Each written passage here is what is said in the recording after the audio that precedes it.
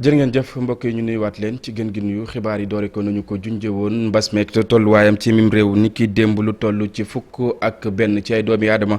daal nañ ci faatu téeméer ak juróom fukk ak ñaari cas positif la ñu am téeméer ak ñaar fukk cas communautaire di ay doomi aadama yoo xamante ni nag am nañu ko te xamuñu rek fan la ñu ko jëlee ginnaaw bi nag junni ak juróom benn fukk ak ñaari test la ñu def ñaar fukk cas contact la ñu am. mbokk yi xam ngeen ne ni ki démb ci assemblée nationale doon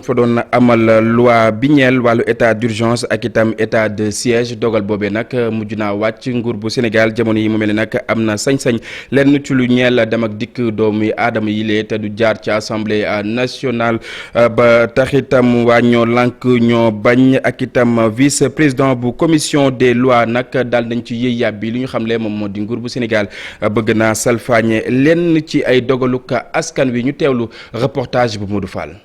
assemblée nationale boo xamante ni kaaraange gi fokk nag wees na ko ay takk der yu taxaw wër ko tey jii waa ñoo lànk amuñu benn chance nag ñoom ñi nga xamante ni ne woon dañuy ñëw fii ci kanamu bërëb bi li ñu mujj jël comme stratégie moo di yónni benn ni dong ngir mu ñëw déposer ab lettre boo xamante ni mu ngi ko jagleel président wu assemblée. ab coordonnateur boo xamante ni takk der yi sax dañ ko escorté moom daanaka ba mu génnee amul sax temps wu wax ak taskatu xibaar yi taxawoon ci buntu assemblée.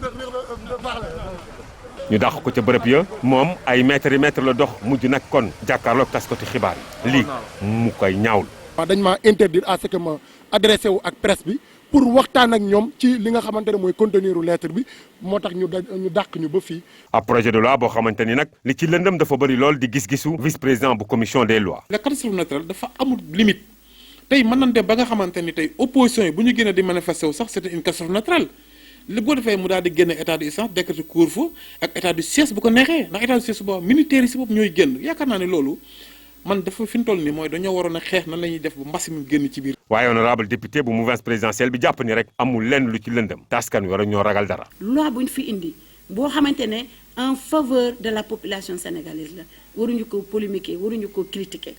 réew nag day dox ay loi dafa yàgg te dafay am ay soppite. ndax loi bi bañ koy voté en 1969 boobu temps defe naa ne changement climatique amutoon te ñu ngi koy dund. député yi wax nañu lu bari ci waxtu waaye nag à huis clos lañ ko defee léeg-léeg nag moom ay weccoo yu xaw a tar ci nit ñu ko nettale waaye mujjantal gi daal majorité bi mujj na ko gagné projet de loi bi mujj nañ ko adopté. jërëjëf Modou Fall On Planet Summit nag ab ndajale woo xamante ni nag day dajale yenn ci ay décideurs yoo xamante ni daañ fa waxtaanee ay ponk yu bari lu ci mel ni wàllu développement social wàllu koom ak itam ana nan la ñuy def rek ba càmm li nga xam ne moom moo di alam gi ca boobu leen ndaje itam Youssou Ndour am na ay kàddu yoo xamante ni yëkkati nañ ko fa ginnaaw bi ñu ko amalee ci ab visioconférence ndax itam jàngoroy mbas mi nga xam ne moom moo gane si àdduna wërngal këpp ñu digtal leen kàddu yi nga xam ne tukkee na fa te Youssou Ndour daal di koy yëkkati. yéen ñëpp ni ko Christophe Maé waxee ci tënk musique nag dëgg la dañ ci déglu di bégal suñu xol waaye doon na it loo xam ne dañ ciy jaarale ngir gunge nit ñi ndax musique it ab force la lépp rek ngir kon gën a biral li nga xam ne ni liggéey la gu am solo gu ñuy def tey dañuy wax éducation ak bépp sensibilisation buñ koy amal waaye di fàttali ni depuis Paris ak COP 21 mu am liggéey bu bëri woo xam ne ni ñu ngi ko doon séntu muy kon lépp lu ñeel réchauffement climatique gi loolee ñu dindi ko mbala sax wàññi ko bu baax a baax tey àdduna bi dafay taxaw lépp rek ñu war a kon gën a liggéey te xalaat naa ni loolee doon na loo xam ni ñëpp ñoo ci war a jàpp moo xam artiste bi moo xam financier bi mbala sax ka nga xam ni nit ba tey day yëngu ci mbirum politique àdduna bi fi mu toll dafa laaj ñuy jàppalante di dimbalante liggéey bi nag des na lu bëri Christophe Maé ma koy nuyuwaat ndax moom doon na koo xam ne ni bëgg na Afrique lool di fa teew rawatina Sénégal di fàttaliku bu ñëwee ak taxi muy dugg di wër dëkk bi muy doon mbégte lool ci moom muy déglu sax musique nga xam ne ni musique locale la ci Sénégal jëflante diggante nord sud boobee lu am solo la te ñu war ko gën a doxal lu baax li ñuy def nag bu accès ba foofu doon na lu am solo ndax war nañu bàyyi lool xel Afrique nag kon laaj na it ñu gën ko taxawu ci lépp loo xam te it bokk na ci la koy gën a siggil Mame Birame Diouf moom moo tekki yooyu le kàddu yeneen loo xamante ni Youssou Ndour daal na ko fay waxtaanee moom moo di ñu daal di neenal bor bi ci tundu Afrique ñu teewlu tënk li nga xam ne Pape Fara Gningue Ababacar Camara ak Amadou Ba def nañu ko. waaye lu ëpp fanweeru njiit yoo xam ne ñoo nekk ci àdduna bi di jël ay décision bokk na ci président bu France Emmanuel Macron chancelière allemande bi di Angela Merkel président bu banque mondiale prince héritier bu Grande-Bretagne ak kii di secrétaire général bu ONU ci ndaje mi nga xam ne moom lañ dippee One Planet Summit diñ koy amal nag jamono ji ci diwaanu Paris star sénégalaise bi nag ñu woo ko ci boobu leen ndaje mu daal ci profité wax nag xalaatam ci impact changement climatique bi rawatina ci wàllu biodiversité fii ci Afrique. dafa nekk daje bi wax ci wàllu environnement réchauffement climatique mooy maanaam àdduna bi aujourd'hui ci niveau environnement yi nga xam ne moom mooy question yi waaye xool aussi loolu nan la mën a impacter ci li nga xam ne que moom mooy biodiversité mooy maanaam xam nga yooyu yëpp boo koy wax di nga gis ne que affaire koom-koom dina ci am solo ñu bëggoon leen expliquer que nag que ne jafe-jafe yi am ci wàllu environnement li nga xam ne ñu mooy contribution réew yëpp Afrique li muy indi ci jafe-jafe yooyu barewut li koy gën a indi jafe-jafe yi mooy ñoom seen pollution yi nga xam ne moom moo jóge ci dëkk yi nga xam ne dañu am koom-koom mooy maanaam li ñuy wooyee pays riche. ngir lu soxal Afrique tax Youssou Ndour solaat robe avocat am di plaider ngir nag ñu baal dëkku Afrique yi seen bor yi. mooy maanaam bor bi nga xam ne que Afrique yoreel na ko Occident ñu fexe nan lañ ko dindee ci ay conditions buñ ko dindee nag. dina permettre yooyu nga xam ne dañ koy ragal yépp ñu mën ko jël en charge ba pare investir ci ay infrastructures yoo xam ne ànd na ak jafe-jafe yooyu pour régler les problèmes que nous vivons donc je pense que dafa lié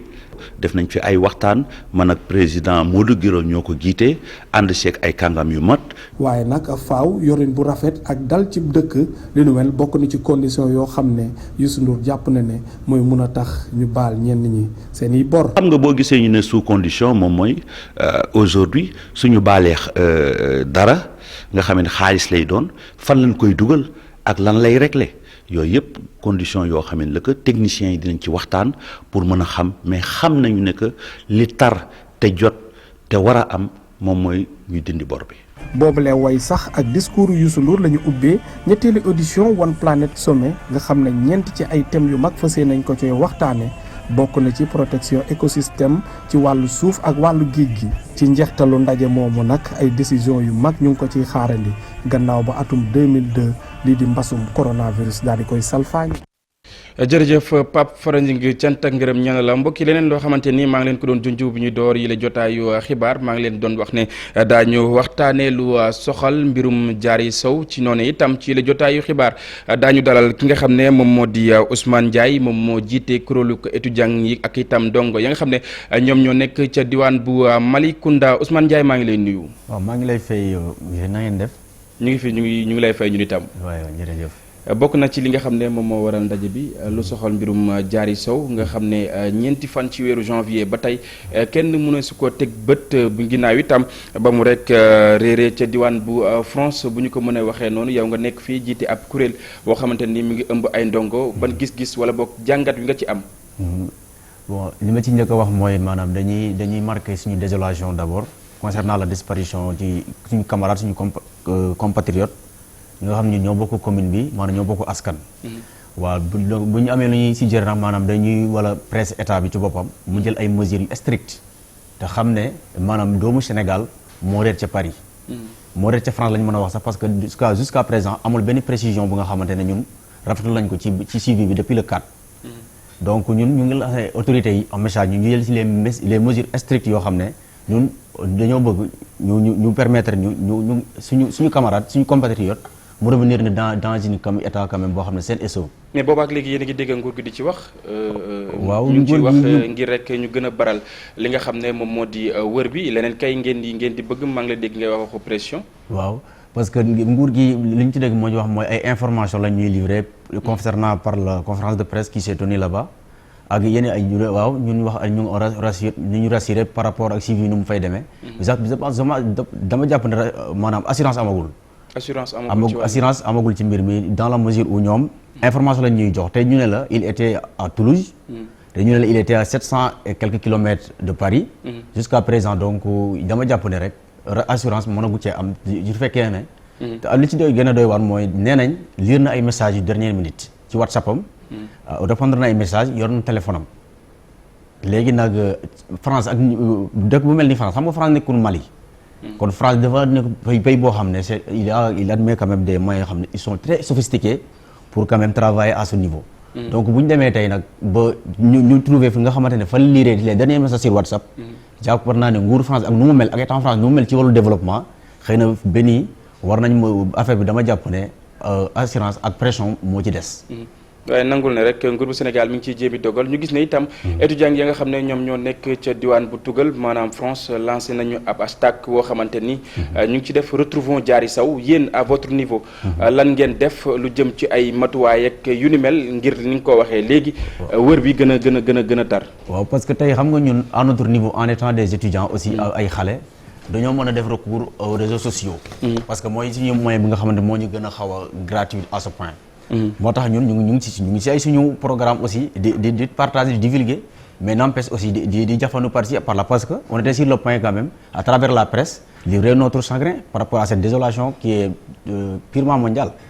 parce que étant une élève quand même qui a pris le meilleur prix du Sénégal deux années consécutives loolu c'est pas donné à n'importe qui. donc suñu fierté la boo xam ne ñun duñ ko négliger avec sans condition quoi. ñu gis ne itam avenir la ci réew bu Sénégal. ndax itam mën naa jàngi tugal bu ñëwee. am solo lool ci réew mi. effectivement. loolu moo tax nag ñun bon jàpp naa ne ñun fierté la war a nag mais fierté dafa war a njëkkee ci état bu Sénégal. waaw parce que moom Diary ci boppam boo xoolee ci parcours am d'après fu mu jaar. ak ay paxem. tout à l'heure nii rek ñu ngi am benn entretien bi nga xamante ne benn camarade am la woon. ñun ñoo nekkoon ci ay projet di liggéey dama ko ñëw. mais dem ñoo wax ay qualité yoo xam ne ñun mënuñu ko woon xam ci Diary. il fallait que mu am koo xam ne proche am la woon au niveau du lycée Louis le Grand. on s'est croisé à la porte de l'université tout à l'heure. il m'a contacté aussi bon ñu ngi ci ay discussions moom mooy wax ay informations yoo xam ne par rapport à nous mais avant parce que moom bu mu ñëwee Sénégal ci la yëg ne. Diary est porté disparu. est-ce que yéen itam à votre niveau est-ce que jëm ngeen na si pexe comme hashtag wi nga xam ne ñiy dund ci réew tugal def nañ ko jaarale ko ci xarala yu yees yi yéen est-ce que jëm ngeen jokkoo ak ñooñu ngir def mbir mi seen yëfi bopp maanaam mu nekk benn say. waaw parce que ñun mooy li ma la wax rek ñun def nañ suñu logo def ci Diary Sow def ci suñu union des élèves et étudiants ressortissants de la commune de Malicounda IERCOM. quand même marque son empathie quoi par rapport à la disparition de leur camarade compatriote Diary Sow. donc ñun aussi affaire bi dafa am limite. waaw parce que ñun nekkuñu autorité. kon nag à notre niveau mooy ñu wax rek suñu chagrin livrer suñu mot. jàpp naa ne fu état boobu lañ ñëw di lancer. est-ce que jéem ngeen a lëkkaloo ak étudiants yi nga xam ne ñoom ñoo nekk ca diwaan bu France est-ce que jéem ngeen a lëkkaloo ak ñooñu. waaw mooy li ma la wax léegi nii parce que ki ma dajal léegi nii moom ci mouvement boobu la bokk mouvement des étudiants sénégalais quoi ñu fa nekk. moom camarade am intime la woon. bokkoon nañ sax benn projet la ma wax di ko ci liggéey. ñoom ni ma lay wax nii ñoom am na ñoo xamante ne seen logo lañ def ay flyers def ci photo Diary Sow di dox ci biir réew yi quoi. def ay quelques manifestations. yéen lan ngeen fas yéene def jamono yi. ginnaaw hashtag bi nga xam ne lancé ngeen ko ci jaarale ko ci xarala yu yees yi. waaw lan ngeen. ñun mobilisation moo nekk lu ñoo xam benn marche boo xam ne dañ koy jëlee buñ demoon. ce n'était pas le contexte de cette Covid dañoo naroon def benn marché bu am doole. dem defali ko ba seen kër. ñu marché maanaam wane suñu doole fu ñu yem. jéem a dem say si proche yeeg famille yeeg waxtaan ak ñoom marqué leen suñu sympathie. waaw par rapport à la situation. donc Covid 19 bi moom moo ko waral. donc yéen. waaw si xarale yu yees yi kese ngeen mën a jaar jamono yi. waaw ak lancer tamit des appels à des autorités yoo xam ne. tey jii mën nañ ci dara ñu réagir. parce que dafa nekk aspect boo xam ne dañ ko xaw a notifier. mooy que autorités yi li ñu ci wax bariwul. wala bu ñu ci waxee tamit bon c'est pas d'une manière quand même médiatique je peux dire. kon nag loolu aussi yaakaar naa ñun fu ñu war a jaar rek mooy ñun bu ñu defee ñu mobilisation ba pare. waaw dinañ ci profiter lancer un appel les autorités. ñoom ñu réagir quoi. jërëjëf. ñu di ko jaajëfal bu baax a baax ñuy fàtt rek ne Ousmane Ndiaye lay wuyoo moom moo jiite kuréelu étudiant ak itam élèves ya nga xam ne ñoom ñoo nekk ca diwaan bu Malicounda ñu doon addu itam ci lépp lu soxal mbiru Diary Sow nga xam ne kenn mëne su ko tëggat ñeenti fan ci weeru janvier ba suñu jon yàlla tey Ousmane ma lay jaajëfal bu baax a baax di la bàyyi ngeen wëyal xeex bi nga xam ne donc yéen a ngi koy def ñu ñaan rek yàlla suñu borom daal di koy niital boppam. amiin jërëjëf ñu wëyal xibaar yi mbokk yi wëyal ak lu soxal wàllu tàggat yaram Jaraaf ak itam Tëngéej FC nag jamono yi ñu ngay wëy di gën a wane li nga xam ne rek moom moo di seen ak xarañteef directeur technique national ba nag jàpp ne ñi nga xam ne ñoom ñoo di joueurs yi mën nañoo gën a làbbali ñu teewlu reportage bu Cheikh Sadbou Diarra ak Amadou Ba.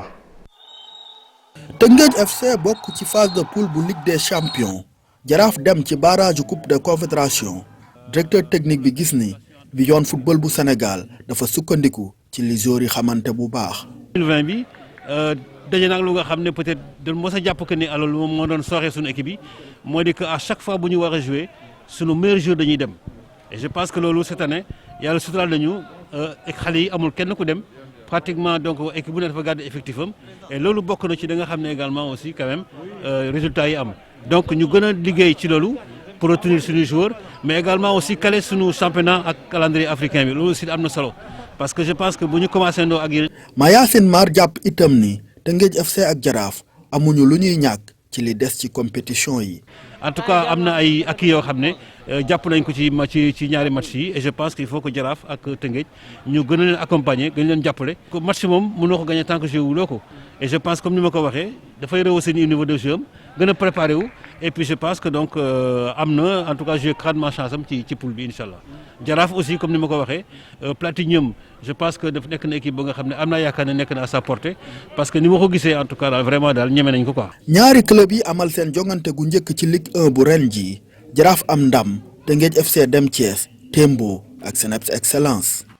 jërëjëf Cheikh Sadbou Diarra ñu woyal ba tey mbokk yi ak wàllu tàggat yaram ñaareelu journée bu Ligue 1 mu mel ni nag ASC Jaraaf boobee nga xam ne moom nga doon wax daal dinay door saison bi ci ak ndam ginnaaw bi nag benn bal ci 0 bi mu doon janoo ak Dakar Sacré-Cœur ñu teewlu tënk li nga xam ne Fatima Touré def na ko. ASC Jaraaf door saison bi ak ndam li mu am ci kanamu Dakar Sacré-Cœur di benn but ci dara match boobee nag dafa rek bokk ci deuxième journée bi. tey bokk na ci bi ñu commencé ci at bi lay wax ci le meilleur match du jeu parce que ci contenu bi vraiment am na benn taxawaay bi xale am et puis jël nañ ko di ko joxante am football boo xam ne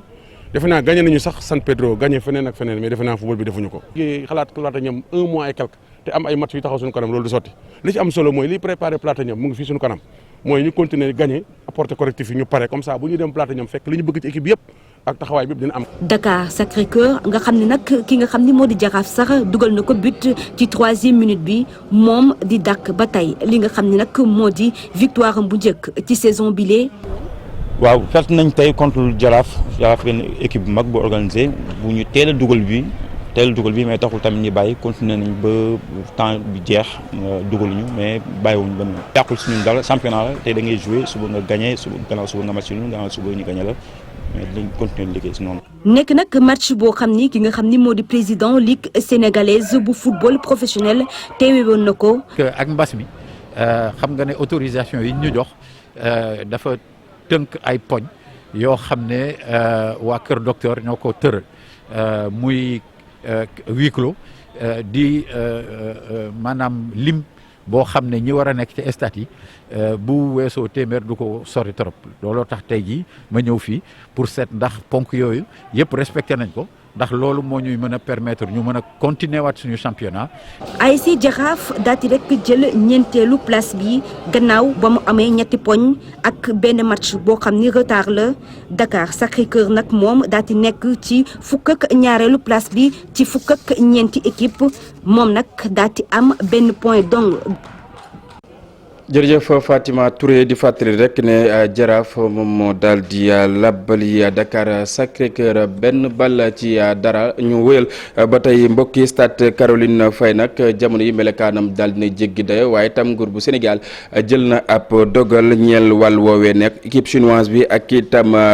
technicien yu ministère des sports nag demoon nañu fa ngir rek daal di defuk xayma ñu teewlu Cheikh Ahmed Tidiane Sarr moom mooy directeur des infrastructures bu ministère des sports Abdourahmane Diallo ak Mamadou Gueye ñoom ñoo taataan ay kàddoom. stade bi nag dafa nekk ci benn cadre projet boo xam ni ñu ngi ko tuddee assistance technique projet de réhabilitation des 8 stades Caroline Faye bokk ci biir ñoom dañu ñëw tey pour xool ak ñun lépp loo xam ne dafa yàqu ci stade bi ñu noté ko ñu tuddee ko diagnostic bu ñu paree ñoom dinañ wax lan la ñu war a def pour defaraat ko gis nañ ni gazon bi yàqu na lampe yi tàkkatul wala ci tàkk bëreetul sonorisation bi maanaam am na problème ak yeneen yoo xam ne wax nañu toilettes yeeg yooyu yëpp suñu paree dinañ ko xool ñoom dinañ fi toog ay fan xool loolu lépp càmbar ko ba nga xam ne bu ñu fi jógee dinañu wax kañ la ñuy démarrer parce que ñoom ñu ngi fi pour ñetti at seen liggéey ci ñetti at yi mooy accompagner fi defaraat stade yooyu mais toog aussi jàppale ñu ci liggéey bi maanaam entretien bi lu fi yàqu ñu accompagner pour defaraat ko ci biir tamit ñi nga xam ne ñoom ñoo yore entretien au stade bi yore li nga xam ne mooy électricien yeeg plombier yeeg ñu yore gazon bi yëpp ñu accompagner leen former leen maanaam jox leen ay technicité xam-xam yoo xam ne dana tax ñoom bu ñu fi jógee ëllëg ñoom ñu mën a continuer liggéey bi ba nga xam ne li fi amoon stade yi yàqu yooyu xaw a wàññeeku dootul amati donc loolu mooy mission bi ñu fi indi et yaakaar naa ni fi mu nekk pare nañu pour démarrer. laata ponk mujj ci yi la jotaayu xibaar mbokk yi ñu digtal leen li lay nag daal di ñeel jàngoroy coronavirus xeex bi nga xam ne war nañ koo teg mu gën a bar ngir rek askan wi gën see bàyyi xel bu ñu sukkandikoo ci directeur bu alliance nationale des communautés pour la santé nag jàpp ne nguur bu Sénégal war naa gën a mën a làbbali waaye tam askan wi ku ci nekk ci ñoom daal di koy def yëfi boppam suñu ay reporter Abdoulaye Diop ak Diafara Ba daje nañ ak moom amal ab waxtaan ñu seetaan. li mu ñu am mbas mi ak ñi ci ñàkk seen bakkan mi ngi gën a yokk ba tax na mu ëlëm xelu ñu bëri kii di directeur alliance nationale des communautés pour la santé mu ngi ciy def jàngat. ci biir askan bi gis nañ ne commencé na yokkuwaat mooy li ñuy tuddee deuxième vague mu ngi ñëw di yokku ba sax jaaxal nañu fi mu toll nii loolu nag si suñu gis-gis li ko waral mooy d'abord nit ñi daanaka dafa xaw a mel ni dañu bàyyi seen loxo. si taxaw bi ñu amoon ci xeex mbas mi bàyyi seen loxo ci wàllu waxtaan yi wàllu information bi wàllu sensibilisation bi waaye aussi bàyyi seen loxo ci wàllu mobilisation bi nga xam ne moom la ñu amoon ci askan bi ci fànn yépp moom mi xelam màcc ci santé communautaire mi ngi àddu ci communication bi nguur gi di utiliser. ci njëlbeen bi boo seetloo daanaka boo demee ci marché yi nit ñaa ngi fa di wax. boo demee ci biir gare routière yi ñu ngi fa di wax boo demee ci quai de pêche yi nit ñaa nga fa di wax di sensibiliser mais gisatuñu loolu donc loolu tax na mbas mi ñëwaat ak doole. moom mii di directeur ANCS ni pour nguur gi mën a daan lii di cas communautaire yi il faut mu boole ci askan wi. communication bi nga xam ne moom lañ nekk di def daanaka communication de masse la dañuy wax ak askan bi yépp daanaka communication bu ñuy jaarale ci ay spot ay télévision ay rajo yooyu yëpp baax na. mbokk yi egsi nañ ci weneen a ponk ci la jotaayu xibaar li ci yéen kaay yi ñu ànd ci ak Mamadou Mohamed Ndiaye. jërë ngeen jëf kanaara gu màggat ngundoom jege day pellal di dem Macky Sall su pellalul jamono ji ci moom la enquête dina kay nañu léegi pouvoir yëpp mi ngi mu tëye ci loxom loi bi jëm ci état d'urgence ak état de siège ci réew mi coppite yi ñu ci indi député yi woote nañu ko démb ci assemblée nationale waaye nag ci kaw coow lu bari Abdoul Mbaye di ñu wax ci xët mu njëkk journal enquête ne Macky Sall ak ni mu delloo ginnaaw démocratie bu Sénégal ci dictature ci la ñu jëm la sene kay nañu Macky Sall jamono ji mooy buur mooy bumi loi bi ñu ko wooteel démb ci assemblée nationale da koo jox doole judul jeex bi ci njëkk moo di léegi Macky Sall heure bu ko neexee mën naa te couvre-feu ci réew mi te du jar muy jaare ci état d'urgence Vox Populi bindal ñu ne Macky Sall gën naa am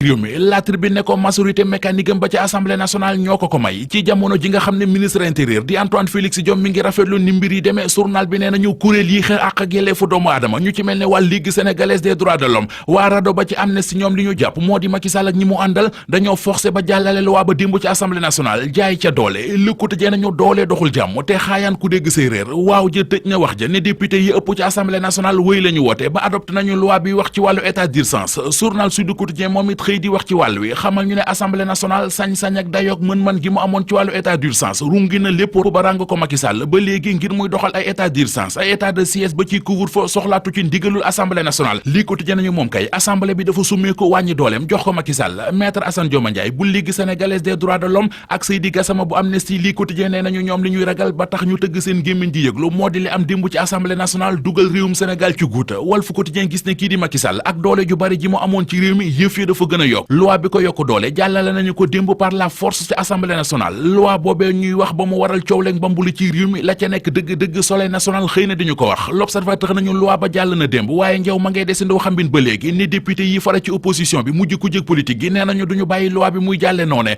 ca conseil constitutionnel la ñu jëm ak moom ndax loi bi amul bopp amul genn honorable député Cheikh Abdou Mbacké Dolly ne ñu fukki député ak juróom-ñaar la ñu soxla ngir mën a attaquer loi bi ca conseil constitutionnel am nañu fukk ak benn te ñoo ngi yaakaar ne waa Parti démocratique Sénégal dinañu ñëw jàpp ci combat bi ndax ñoom it ànduñu ci loi bi journalisé ko mel ne ku naan ko boo ci yaakaaree waa Parti démocratique Sénégal dóor nga soloxu ci ëkk ndax ñoom nee nañu duñu dugg ci caaxaan baa ñu naan ñoo ngi jàppale ay wutkati bës journal bi nañu te nag bu ci waa Parti démocratique Sénégal jàppul dana jafe ñu matal fukki député ak juróom benn ñuy soxla ndax non inscrits ci assemblée nationale juróom-ñeent lañu te député yu ci mel ne Aïda Mbodj Oulimata Guiro ak Mariam Soda Ndiaye ñoom wéy la ñu woote waa diaspora bi ndax du dañoo suur Macky Sall laaj la buy sampe ci xët mu njëkku journal La Témoin li waral laaj bi moo di Ousmane Sonko njiital Pastef ak nemmeeku tour bi muy def ak ni ko ci waa diaspora bi jàppale ci ndajalem xaalis bi moo tax Le Témoin di laaj ndax waa diaspora bi jëlante wuñu ak Ousmane Sonko ñu jëli journal Source A Omar Boun Khattab Sylla directeur général bu Dakar Dem Dikk kàdduy tuma yi mu gàlloon ci ndoddal maître Moussa Diop jëm ci yorinu bon ak i bor yu mu bàyyi ca kër ga yéenekaay bi nee nañu tontu du forox maître Moussa Diop ancien directeur général bu Dakar Dem Dikk nee na dafay conférence de presse tey ji ngir tontu Omar Boun Khattab Sylla maître Moussa Diop nar na ko yàq musiba ak mbelengaan nar na koo sulil ba sulil ko woto bi ñu ko jox mu di véhicule de fonction bi mu yor ñaata lay jar li amutug njëkk mooy mbaax gu rëy ak baax yu rëy yi Youssou Ndour waxal président Macky Sall